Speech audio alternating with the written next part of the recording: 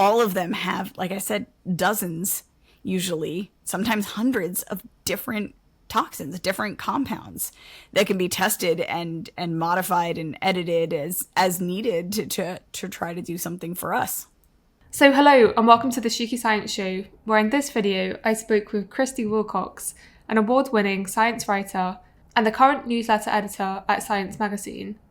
She is also known for her book Venomous, which explores the biochemistry of some of the world's deadliest creatures, blending her expertise in molecular biology with captivating storytelling. It's this latter topic that we'll mainly talk about today, and how venoms shouldn't just be scary, but also have potential health benefits. So earlier this year I read your book Venomous and absolutely loved it. And so as we'll be talking a lot about this book today, I think probably the most important question to ask first is, what actually is a venom and what type of biomolecule it actually is it? Yeah, well, so what's interesting about venom is that it's not a particular class or type of molecules. It really more refers to how those molecules are delivered and what they do. And so when you talk about toxins more broadly, you're talking about anything that in a smallish dose causes, physiological harm, right? So they say like anything can be toxic, which is true. So, you drink enough water and it'll hurt you. But water isn't a toxin because it takes too much to be toxic, basically. So a toxin is something that's toxic in a low amount. And then within toxins, you split between poisons and venoms. And so poisons are things that you inhale or you ingest or have to get on your skin, like absorbed. So it's a very, in that sense, passive on your end, or active on your end. Whereas a venom is something that causes harm by being actively put into you through some kind of wound. So, the classic venom here is an injection, right? A snake bite, when the snake's fangs sink into your flesh, it literally shoots that venom out of its fangs into your flesh through that wound. But you also have other venoms where the wound is a little bit smaller, like a jelly, for example, when they have their little teeny stinging cells, but technically each one of those is penetrating into your skin, so it's causing a really tiny wound. I see. And so is it true then to say that most venoms are proteins or peptide based, or there really are different types of molecules?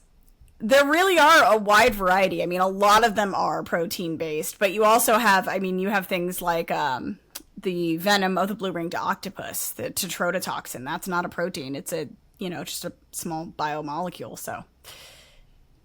Okay, so because I always thought I was quite a good biochemist, but I think as I've learned from reading your book, probably the best biochemists are already out there. So would you be able to maybe discuss some of the different mechanisms and how these venom molecules are actually acting in the body?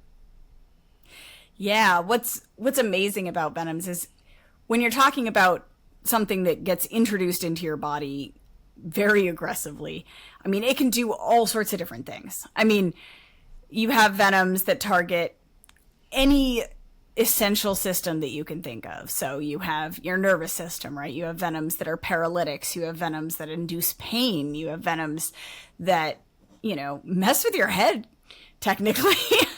So you have them acting on the nervous system. You have them acting on the blood and the circulatory system because, again, anything that is essential, if you're trying to use a toxin to harm very aggressively in that sense, then any essential system is fair game.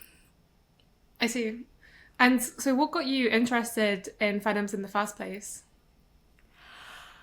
It's an interesting story. So I came to venoms through the animals because I've always been an animal lover. I've always been one of those people that just wanted to work with animals in my life if I could find a way to do it. And so I ended up becoming really interested in venomous fish. And but I'd already found a love and appreciation of things like jellies, like snakes. I was never one of those kids that was scared of spiders or, afraid of any of those creepy crawlies with venom that other people would be. And so what was your earlier research studying on? I think it was the lionfishes, if I'm correct. Yes, yes. So I lived in Florida. I was going to undergrad in Florida when the lionfish invasion sort of kicked off, and when they started seeing these venomous fish in this new section of the ocean, right? Like they had not been in the Atlantic and the Caribbean before. And so that's where my interest in lionfish was sort of started, is that I saw the invasion start to happen in real time. And then when I was trying to think about what to do for my graduate work, I really wanted to understand these fish and to study them and to figure out, like how are they being so successful, And so I wanted to look at, population genetics and some of the like understanding the toxin evolution and things like that. And so I studied lionfish genetics in a broad sense, looking at a bunch of different factors. Okay, cool. Because one of my next questions was, how does one actually go about trying to study venoms? Because to some extent, they're quite hard to actually access in the first place. So it also sounds very dangerous. So what are the different approaches that researchers are actually taking to try and study venoms?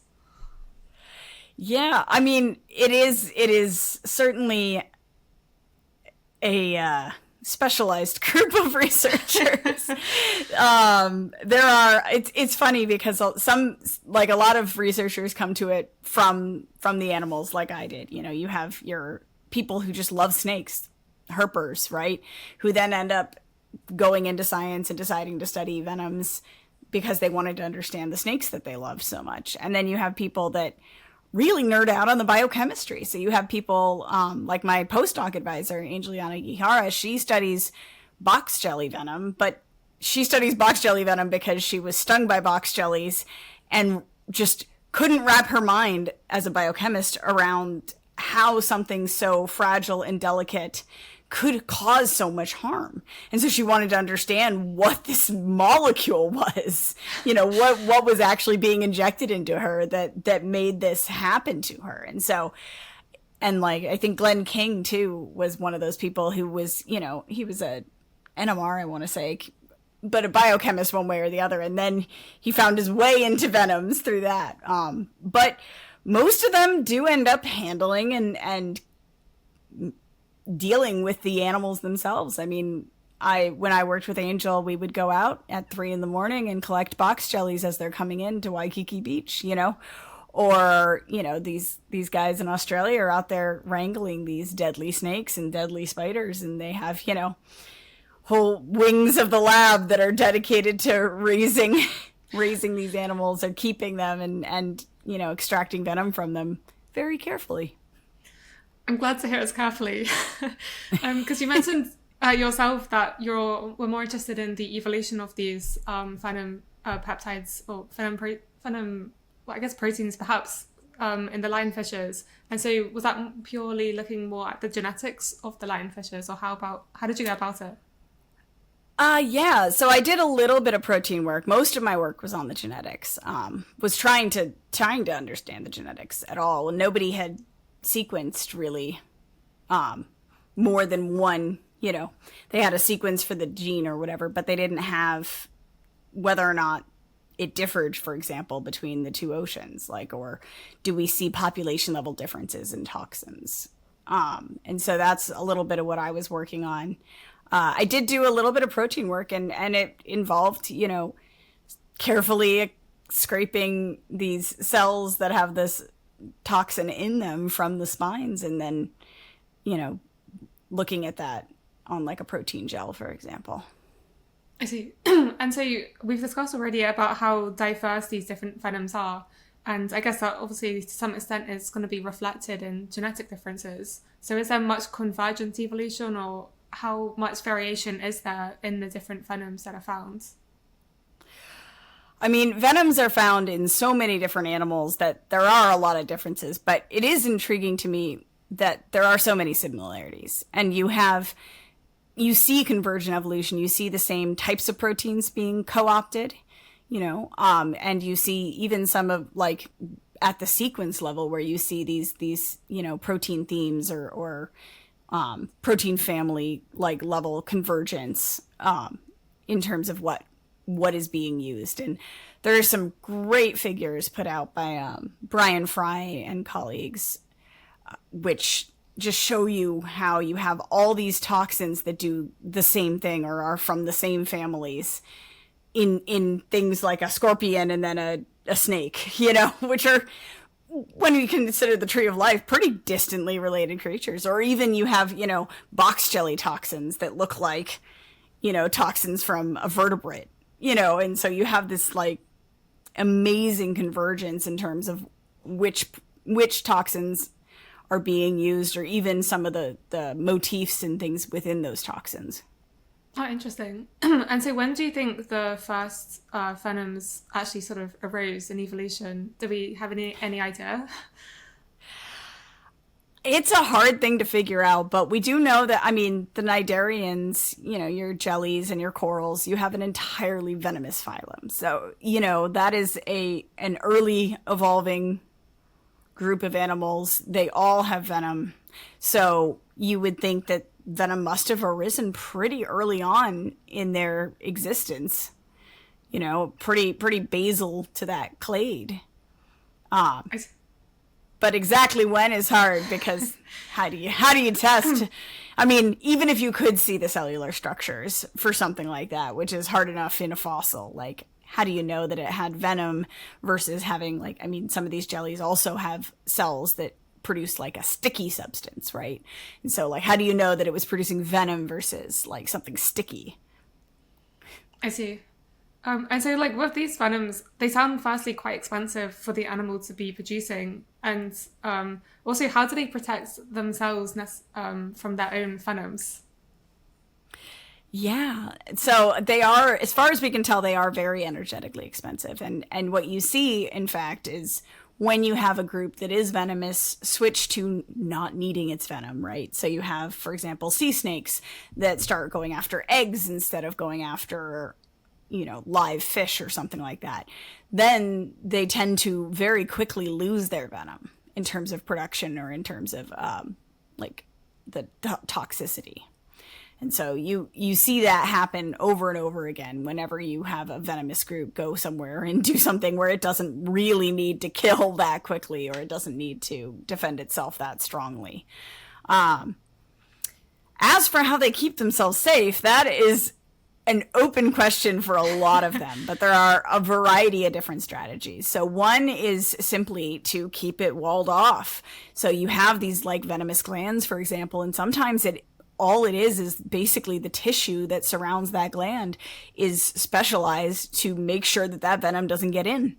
Because if, for example, there are certain venomous snakes where if a venomous snake bites itself, it can kill itself. Like if that venom gets out of its fangs and into its body, it can hurt itself. Like it's not immune to it. Some of them are immune to their own venoms, and some of them have tweaked the venomous targets. So the different parts of the body that the venoms actually work on, right? So if you have a paralytic venom, let's say it's blocking a particular, ion channel in a neuron, right? So they may have tweaked the sequence of their version of that ion channel so that the toxin no longer works on it, right? Something like that. There are ones that are just like really deeply innately immune to their own venom. But there is this like third strategy, which is where it's really interesting, which is that they can have things in their body that help fight the venom, but are not stopping it from fully working. So something like opossums, for example, have blood proteins that bind up venom toxins. They're not venomous themselves, but they're very immune to a lot of different venoms. And because of this, they have these proteins in their blood. And what makes that interesting is that might be transferable. And so the question is, can you, as someone who needs to help people who have been, bitten by snakes or bitten by spiders or scorpions, like, is there a way to take advantage of some of these strategies for keeping oneself safe from venoms? And the answer is maybe in some cases, which is really interesting and a very intriguing line of research.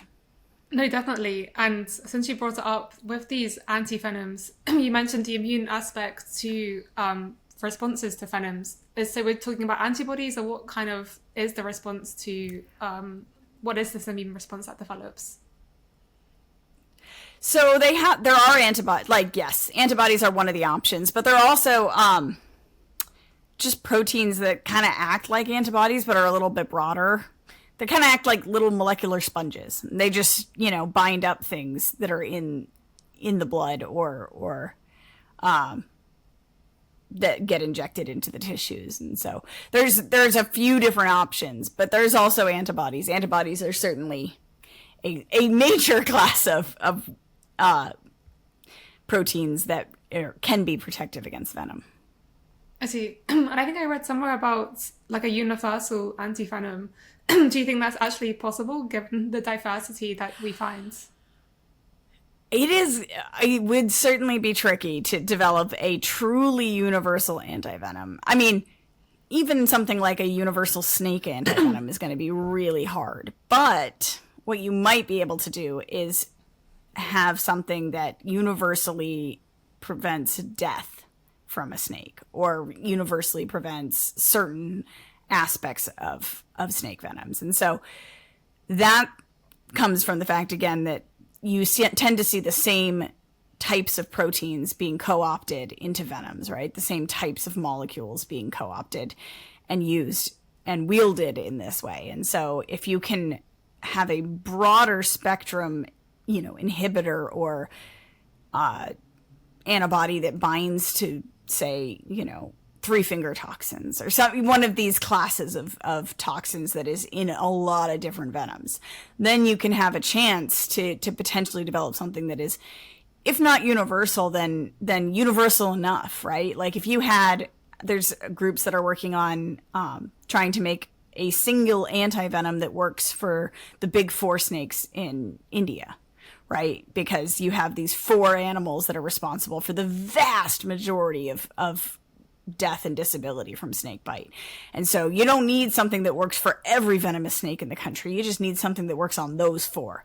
And then you would be saving a lot of people's lives. And so there are people working on that kind of level of universality. So like regional universality or snake type. Like if you can tell that it's, a cobra versus a viper versus, something else, then if you could have one that would work for any cobra, right? That would help. That kind of thing. And so with these antivenoms, where exactly do they come from? I think you mentioned in the book that often it's been immunizing horses or something and then collecting the antibodies, but that doesn't sound very efficient. Is there any other more recent methods to do this? Yeah, so I mean, right now, any antivenom that you're going to buy to use today is still produced by injecting an animal with that venom and then extracting the antibodies that animal produces. That is how antivenoms are made. It's how they've been made for more than a century. There are a lot of people working on trying to change that, though. And so one of the ways that they're trying to change that is to figure out which antibodies work, find the sequences for them, and then potentially put those genes into a production system. So something like, you have yeast or something that makes it like we get our insulin from, right? We don't get insulin by sucking it out of animals anymore. We have, microbes make it for us. And so if we can get microbes to make these for us, then that we would take out, that step. But it means you have to find the right sequences and figure out which ones are the best ones to use. And that's, a whole extra set of steps that isn't in the antibody or antivenom production pipeline right now. And so there's a lot of work being done to trying to find what is the best antibodies to use. Like what combination of antibodies do you need? Which toxins should you be targeting?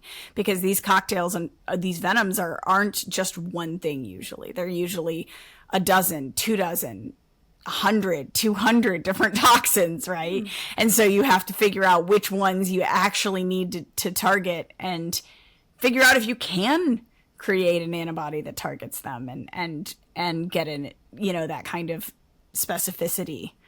It's all very complicated, but there are a lot of different groups that are working on it because that is where I think everyone sees the future of antivenoms going is going to be something that is intentionally designed instead of passively taken from, an immune system's reaction. Yeah, I hope so. And I agree. I think it does not sound trivial at all. It sounds very challenging.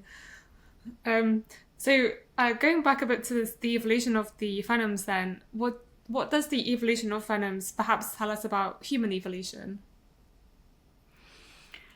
Yeah, so there are some very intriguing hypotheses related to human evolution and venoms. And so one of my favorites is called the snake detection hypothesis. And this is that the emergence of highly venomous snakes, particularly the group that's known as the elapids, which is, your cobras, your really, really deadly snakes, particularly in Africa, where, humans had our origins as well.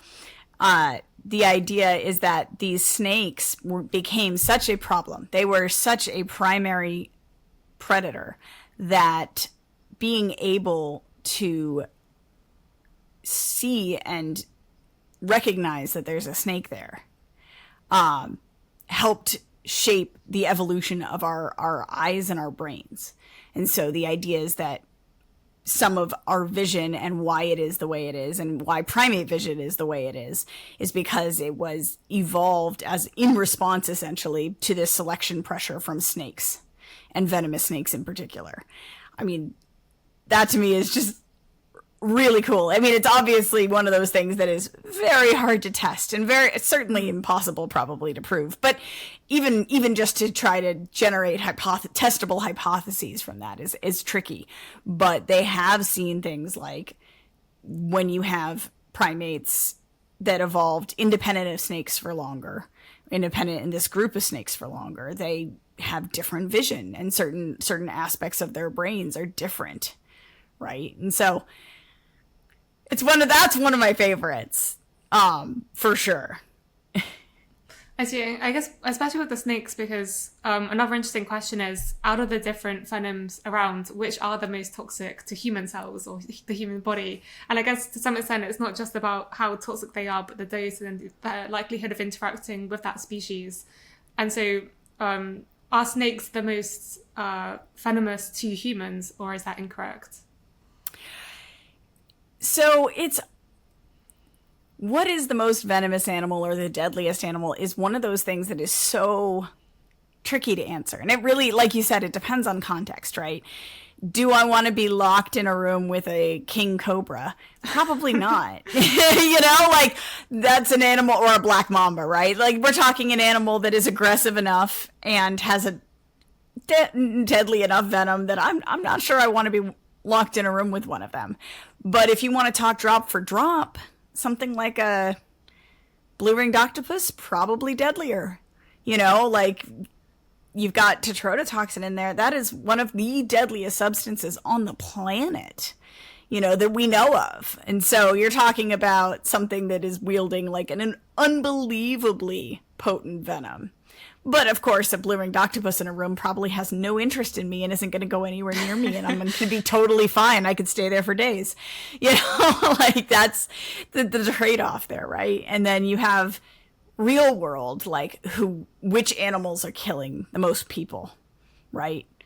And then you do have snakes as one of the deadliest venomous animals in that case, because you have more than 100,000 people around the world who are dying from snakebite every year still, in 2024. But, and this is my favorite little caveat is, well, that's not the deadliest venomous animal in that, if you're measuring it by number of deaths, because mosquitoes vector diseases that kill far more people than that every year. And they use their venoms to do it. They use their venoms to sneak these, parasites and viruses into your body. So I argue the deadliest venomous animal is the mosquito, but you could argue, any other, depending on how you want to look at it. No, I completely agree. And I think to some extent, I probably wouldn't want to be trapped in a room with any of them, to be fair. But speaking about how deadly they are for us, I guess on the flip side, perhaps we can now exploit their toxicity and actually use them to create therapeutics, which I know you also discuss in your book. So would you be able to talk about some of the examples where we've actually been able to use our knowledge of venoms and make it useful for human therapeutics?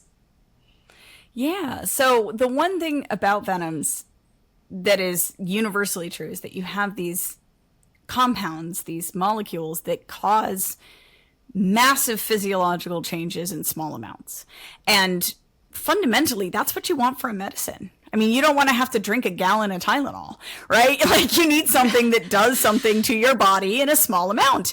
And so while they are toxic in a sense, they are also helpful potentially. You know, you have the Bothrops vipers in South America cause, you know, near instant drops in blood pressure, right? That for their prey just means they become catatonic. But we have high blood pressure. A lot of people have high blood pressure. What if you could pull that molecule? And in fact, one of the first blockbuster drugs was a blood pressure medication that came from a viper venom. And so you're looking at captopril, that's what the name of it is. I mean, you're looking at these molecules. If you look at them a different way, they can actually be very helpful depending on the situation. I mean, if you have something that's a paralytic, it's also a numbing agent, right? Like if you're paralyzed, your neurons aren't working, you're not feeling anything. And so can you find one of these that, you know, specifically targets a something on a pain neuron instead of just any neuron, right? Or can you modify it slightly to make it more efficient at blocking pain instead of blocking, you know, all sort of neuronal activity, things like that. And so we're finding that these venoms are actually these incredible troves of biochemistry because they just have so many tweaks and variations that have been honed for whatever reason and purpose that this animal is using it. And some of that is accidental. So you have my favorite current example is everyone's talking about GLP-1 agonists and these GLP-1 drugs. The very first GLP-1 drug came from the venom of the Gila monster. It's a lizard found in, you know, the southwestern U.S. And this this animal had a compound in its, you know, that in its venom that kind of acted like insulin but did a little bit different, and so like people started studying it, and the very, you know, exenatide, the very first of these, was a venom derived compound. And so now for example, they know that there's a type of cone snail which is a venomous snail, and it produces a form of insulin that will last longer and works better than our form of insulin. So it might be able to help people with diabetes. And then it also produces a secondary compound that helps keep blood sugar from rising once this insulin-like compound has worked. And it uses this to basically put fish into a low blood sugar coma. But for us, like, there are times when we want to be able to control blood sugar, and we want to be able to control when it's rising and when it's not. And so it's possible that this other compound too, not just the insulin, both of these might be able to be adapted or, you know, formulated into some kind of drug to help people with diabetes or other metabolic conditions. I mean, it's amazing to me, the diversity of potential medicines that is just sitting there in all of these venomous animals around the world, because all of them have, like I said, dozens, usually, sometimes hundreds of different toxins, different compounds that can be tested and modified and edited as needed to try to do something for us. No, absolutely. And I mean, that was one of the reasons why I got so excited reading your book, because as a biochemist, it's the specificity that you get from these venom peptides that make them so useful as potential therapeutics. And so I guess, yeah, you're right. There's so much we've got left to explore. But I mean, what is the best way to go exploring these unknown venom compounds? I mean, and the thing is, it all starts with, you have to have the animals, right? Like the animals have to exist. You're not gonna discover some amazing new peptide, drug in a cone snail that's gone extinct. And so for me, the very first thing is that we need to protect and conserve biodiversity on this planet, and we need to appreciate that even the ones that can hurt us, even the ones that we might be a little bit scared of, like they have a very important place ecologically and in this, as troves of potential biomedicine. And so that's the first step. And then you got to start actually studying all these different venoms. And for some, it is harder than others. I mean, when you're talking about a cone snail, you're talking about teeny amounts of venom, right? And very hard to extract. And there are some labs that are very good at it, and they have, honed their methods over years and years. But, how do you get that venom out? I mean, one of Angeliana Guijarro, one of her first steps was trying to figure out how to get pure box jelly venom. Because if you just have, you take a whole animal and put it in a blender, you're getting all sorts of random stuff. Like, who knows what's actually in the venom versus what's in its other tissues. And so, like, extraction methods is like one of the first steps to truly understanding what's in a venom. Exactly. And maybe I'm misremembering from your book, but because also my background was also looking at cancer research, and is it true that some of these compounds can also target cancer cells? Or I guess there's a lot we don't know, but yeah. I mean, and one of my favorite things that is currently being developed is that there is this scorpion compound that, for reasons that are currently kind of unknown, really likes to stick onto brain cancers. And so what they've done with it is they've attached a fluorescent molecule to this toxin. And when you inject it into a person now, you can go in and do surgery to try to remove a brain tumor, and the tumor is glowing. It's painted for you. They call it tumor paint, and so so you can see exactly where, and that is one of the hardest things about removing brain tumors, right? You don't want to take anything more than you have to when you're trying to take a brain tumor out. People will take off entire, chunks of their body when they're trying to get rid of other cancers because, it's worth it to make sure you get the whole cancer, right? But with the brain, you can't do that. You can't accidentally take more. You have to, the margins, they call it, have to be incredibly small. And that means that you're also risking leaving cancer behind. And so something like this tumor paint could be a game changer. And they're particularly looking at it for pediatric brain cancers because, you're cutting into a kid's brain. Like, that's where you really need to be accurate, and you need to get every last drop of that tumor without getting anything else. Absolutely. Yeah. Just the versatility of these venom compounds is amazing. And obviously your book itself, I think, came out 2018, or at least I must read it myself, but I think it's been a few years since the book was published. And I guess since then, what have been some of the major changes in the space or areas that people are more interested in? Yeah, I mean, I think we're starting to see more and more progress in a lot of these areas that people have been working on for a long time.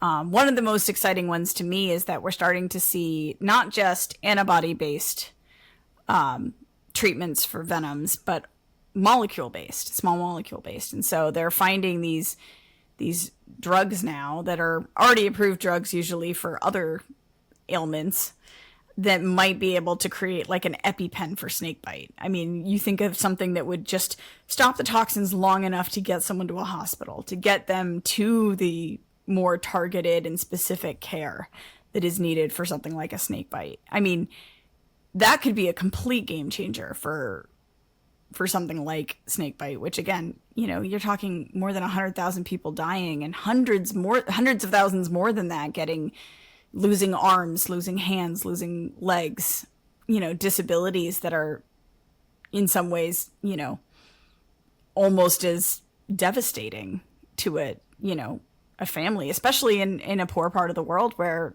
you're really relying on these people for a whole family's, livelihoods. No, no, absolutely. And I think it's easy to forget because obviously for us in Western worlds, the main diseases are still things like cardiovascular disease. And we forget how actually important or how deadly these venoms are to many other people. So it's good to know that people are still researching it. And I guess I know that you wrote this book and this was what your previous research was about, but on the side, you've also done a lot of science communication. And so I guess I'm, as a communicator, somewhat myself as well, interested to know about your experience in the science communication space. Yeah. So I sometimes call myself a reformed scientist, but when I ultimately decided to leave science behind, it was a very hard decision for me because I loved doing science. I loved experiments. I loved asking questions and trying to answer them. But for me, what I found that I loved the most was talking to people about it. And so I ended up deciding to move into being a full-time science journalist and science writer. And that's what I do now. So I'm no longer a scientist, sadly, but I get to spend my time telling everyone else in the world about the amazing things that scientists are doing. So besides Venoms then, what are some areas that you're excited about in terms of scientific research? Oh man, I love all of it. I am such a nerd. I don't know how I am a huge nerd. I would say, I mean, some of life sciences in general are still some of my favorite topics to talk about because I still love animals. I still love talking about weird, cool things that animals do. But I'm also, in my position now, so I'm the newsletter editor for science. In my position now, I'm writing about, stars that are traveling at 1,000,000 miles per hour through the galaxy, and might escape, or I'm writing about all of these different breakthroughs that in science, in every field of science, any field of science, it's all fair game. And so for me, that is one of my favorite parts of my job now is that I don't have to pick and choose which to talk about. I get to talk about everything and anything I want, and I don't have to be narrow in my enjoyment and communication of science. Nice. I mean, just from talking to you, it's evident how passionate you are about science. And this was also why I wanted to speak with you. And actually, before I forget, in your book, Venomous, there is a picture on the back of you with some sort of species on your face. I'm very curious to know the backstory to this photo. Oh my goodness, that is you can blame Aaron Pomerantz for that. He is a biologist and science communicator. He was one of the people that was helping me in the Amazon when I was in the Peruvian Amazon looking for some venomous critters to talk about for the book. And the very first hike he took me out on at night to look at some of these animals that you can find really easily at night. Apparently, this is an entomologist thing. That critter is called an amblypygid. It's not venomous, but it's related to like scorpions and scorpions and things like that. So it's a relative of venomous critters, but it's not venomous itself. It's just kind of big and some people say scary looking. I think he's kind of cute. But yeah, they're just these gentle giants. And so as entomologists do, they were like, oh, you got to get a picture of one of these on your face. That's like, the hazing ritual or whatever for entomologists. And so he was like, you should do this. And I was like, sure. Okay. And he put it on my face. And what I love about that picture is this thing was just sort of like chill. It was sort of sitting there. And then it put its foot in between my teeth. And you can see that in the picture. It's like, and I was like, okay, that's a little much, dude. Oh, yeah. He's got his foot there in between my teeth. That was a little much. I will give him that. No, it's great. It definitely adds to the book. And yeah, speaking of books, I like to read myself, and so do my viewers. I mean, are there any sort of books that you've read that you would maybe recommend if people are interested in similar topics? Oh my gosh. There are so many good books out there. It's true. How do I pick a good book? Ferris Jabber actually came out with a very, really good book. It's not specifically related to Venoms, but it's basically how our planet came to life. Cool. And it is a very, very, this just came out this year, and that would be my like top recommendation right this second. Okay. But there's also, there are so many good science books out there. No, absolutely. I also probably would struggle to pick. And just as a final wrap-up question then, what sort of advice would you give to some of my viewers who are perhaps trying to work out maybe their career direction, or any sort of general advice that you'd want to leave with my viewers? Oh man, I would say one of the most important things is to trust yourself. And so for me, when I was going through my PhD, I loved the science, but I loved the opportunity to write about it even more. And so the opportunity to start on this book actually came while I was working on my PhD. And if I hadn't trusted myself, I would have said no to that, and that book would have happened. And so I think really listening to your gut, listen to your intuition, listen to what your body is telling you that you should or shouldn't be doing, and try to use that and listen to yourself.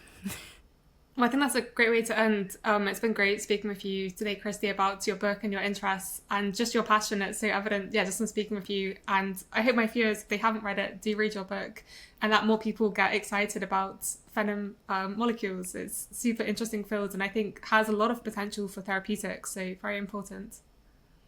I agree. I hope everyone reads the book, but I also hope everyone just gains a little bit of appreciation for these incredible animals, even if they are a little scary sometimes.